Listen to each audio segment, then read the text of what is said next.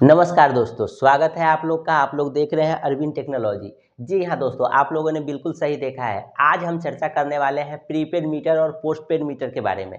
बहुत सारे लोगों के मन में ये कन्फ्यूजन रहता है कि प्रीपेड मीटर में बिल ज़्यादा आता है, प्रीपेड मीटर में बार-बार रिचार्ज करना पड़ता है। तो आज ये सब सारे कन्फ्यूजन को हम लोग क्लियर करेंगे। प्रीपेड मीटर के बारे में पूरी जानकारी देंगे, पोस्टपेड मीटर के बारे में पूरी जानकारी देंगे। दोनों में कंपैरिजन करके बताएँगे कि प्रीपेड मीटर हमारे लिए अच्छा है या पोस्टपेड मीटर हमारे लिए अच्छा है, कौन से मीटर से हमको फ़ायदा हो सकता है, कौन से मीटर से हमको घाटा होगा।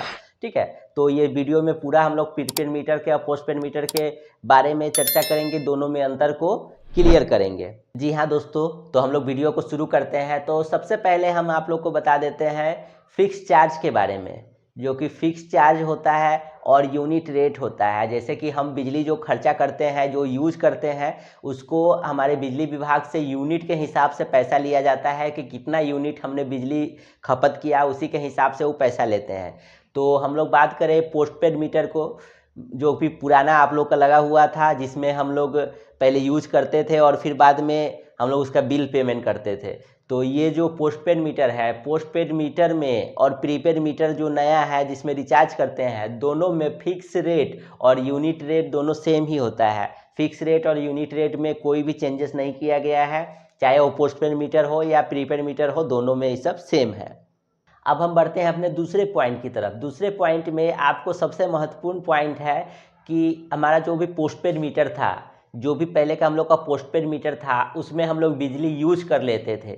1 महीना तक हम लोग बिजली यूज़ कर लेते थे, उसके बाद बिजली विभाग से मीटर रीडिंग करने आदमी आते, वो लोग मीटर रीडिंग करते कि हमारे कितना यूनिट हमने बिजली खपत किया है, उसके आधार पर वो बिल जनरेट करके हमको देते थे और फिर हम उसका पेमेंट करते थे। लेकिन कि ये जो प्रीपेड मीटर है, इसमें इस तरह का नहीं है। इसमें आपको यूज़ करने से पहले ही आपको रिचार्ज करना पड़ेगा।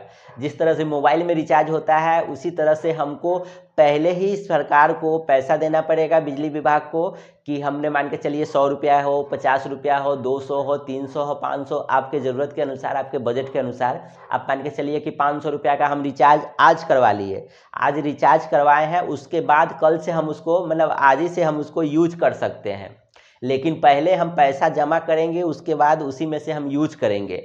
जबकि पोस्टपेड मीटर में ऐसा नहीं होता था, उसमें हम लोग यूज़ करने के बाद पैसा देते थे और इसमें हम लोग को पहले पैसा देना है, उसके बाद उसको हम लोग यूज़ कर सकते हैं।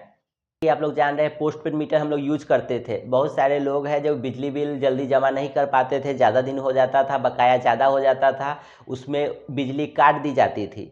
बिजली अगर काट दी गई तो फिर उसके बाद जब आप बिजली बिल जमा करेंगे तो फिर आपको एक चार्ज देना पड़ता था, रीकनेक्शन चार्ज।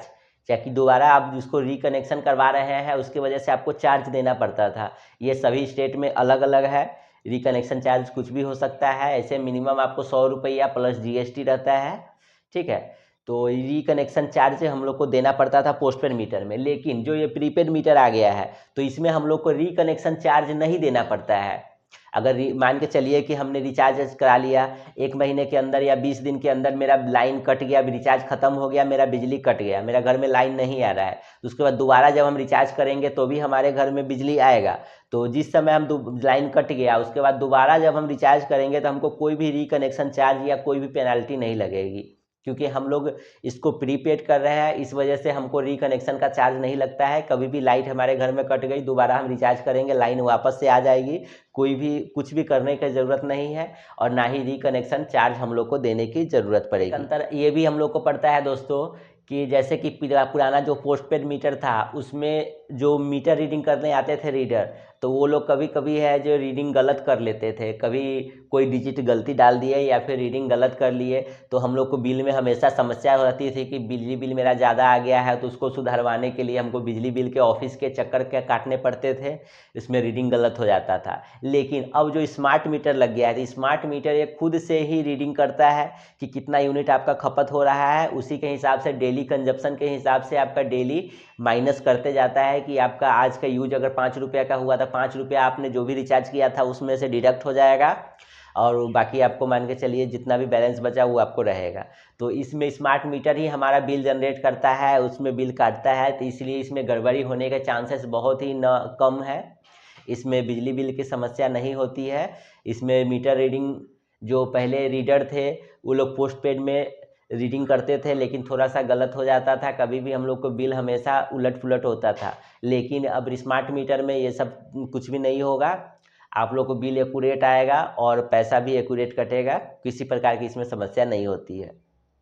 जी हाँ दोस्तों, स्मार्ट मीटर में हम लोग को ये भी सुविधा दिया गया है कि हम लोग डेली अपने यूज को मॉनिटरिंग कर सकते हैं। जैसे कि हम लोग कितना यूज किए, आज हमने कितना खपत किया, आज हमने कितना पंखा चलाया, एसी चलाया, फ्रिज चलाया, वॉशिंग मशीन चलाया, तो हमारा बिजली बिल आज का कितना आया। जैसे आज मान के चलिए हमने यूज़ किया तो हमको 10 रुपया, 12 रुपया, 15 रुपया आया, तो उसके हिसाब से हम सिस्टम सेटिंग कर सकते हैं। हम कंजप्शन को, अपना यूजेस को देख सकते हैं, डेली ट्रैक कर सकते हैं कि आज इतना खपत हो गया, तो हम अगर चाहें तो उसको कैसे भी मैंने खपत को कम भी कर सकते हैं। जो अनावश्यक चीज़ है उसको रोक सकते हैं। हम डेली खपत अपना देख सकते हैं, अपना मॉनिटरिंग कर सकते हैं पूरा, जे हमारा घर में कितना खपत हो रहा है, कितना होना चाहिए, किसको कंजप्शन रोकना है, किसको यूज करना है, ये सब टोटल चीज़ आप देख सकते हैं। डेली के डेली आपको पता लग जाएगा कि मेरा इतना यूज हुआ, इतना मेरा बैलेंस बचा हुआ है और कितना मेरे घर में खपत हो रहा है। लेकिन पुराने जो पोस्टपेड मीटर थे उसमें हम लोग को ये सब सुविधा नहीं थी। उसमें तो जब भी महीना लगता, जो रीडर हमारे घर में आते, रीडिंग करते, उसके बाद ही हमको पता चलता कि हमने कितना यूज किया है इस महीना में। अब पूरे महीने का आपको खपत पता चलता, उसके हिसाब से बिल जनरेट होता। लेकिन ये जो स्मार्ट मीटर है, स्मार्ट मीटर में हम लोग को खपत डेली डेली हम लोग अपना यूज कर सकते हैं, डेली डेली इसको देख सकते हैं, उसको मॉनिटर कर सकते हैं और अपने हिसाब से उसको कंट्रोल भी कर सकते हैं। ठीक है दोस्तों, तो हम लोगों ने ये जो कुछ ज़रूरी अंतर था दोनों में, प्रीपेड मीटर और पोस्टपेड मीटर में, आप लोगों को समझाने की कोशिश की है। तो ये सब दोनों अंतर को हम लोग जब गौर से देखते हैं तो हमको समझ में आता है कि स्मार्ट मीटर ही बेहतर है पुराने पोस्टपेड मीटर से। इसमें हम लोग को कोई झंझट नहीं है, बस थोड़ा सा यही आप लोग को थोड़ा सा प्रेशर पड़ता है कि जैसे पहले हम लोग यूज करके पैसा देते थे, अब पहले पैसा जमा करना होगा बिजली विभाग में, उसके बाद हम उसको यूज कर सकते हैं। तो फिर आप लोग को ये जानकारी कैसी लगी हम लोग को कमेंट करके ज़रूर बताइएगा। वीडियो अच्छा लगा हो तो वीडियो को लाइक कर दीजिएगा और इसी तरह की यूजफुल इन्फॉर्मेशन के लिए हमारे चैनल को भी सब्सक्राइब कर दीजिएगा।